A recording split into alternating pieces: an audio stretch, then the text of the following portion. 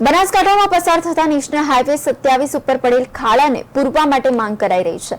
બનાસકાંઠા જિલ્લામાંથી પસાર થતા નેશનલ હાઈવે 27 ઉપર આવેલા ગામો જ્યાં નાળા બનાવેલા છે એ જગ્યાએ મસમોટા ખાડા પડી જાય છે, જેથી વાહન ચાલકો તેમજ રાહદારીઓ સિનિયર સિટીઝનો પારાવાર મુશ્કેલી વેઠી રહ્યા હોવાનું મીડિયા સમક્ષ વેદના ઠલવાતી હોય છે, તેમજ સત્વરે ખાડા પૂરવાની માંગ પણ કરી હતી।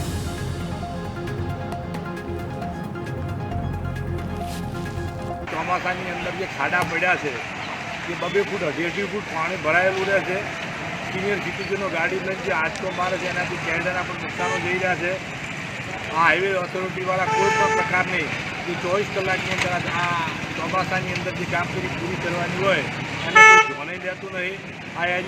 આ કોન્ટ્રાક્ટ એજન્સી કોણ છે એ બનાસકાંઠા કલેક્ટરે અને હાઈવે ઓથોરિટીએ નક્કી કરી સત્વરે જો આ નહીં થાય તો ઘણા લોકોનો એક્સિડન્ટ થશે, મૃત્યુ થશે। શાળાથી આવતા બાળકો જો 1000 થી 1200 બાળકોનો અવરજવર સિટીઝનો અમારી એક વેદના છે આ હાઈવે ઓથોરિટીવાળાને કે અહીંયા 2 ફૂટના ખાડાઓ પડ્યા છે, વાહનો નથી ચાલતા, અમે સિનિયર સિટીઝનો માણસો હેઠતા હેઠા પડી જઈએ છીએ। તો આ મીડિયા મારફત અમે તમારું ધ્યાન દોરીએ છીએ અને સત્વરે આ ખાડા પૂરા એવી વ્યવસ્થા ઊભી કરો।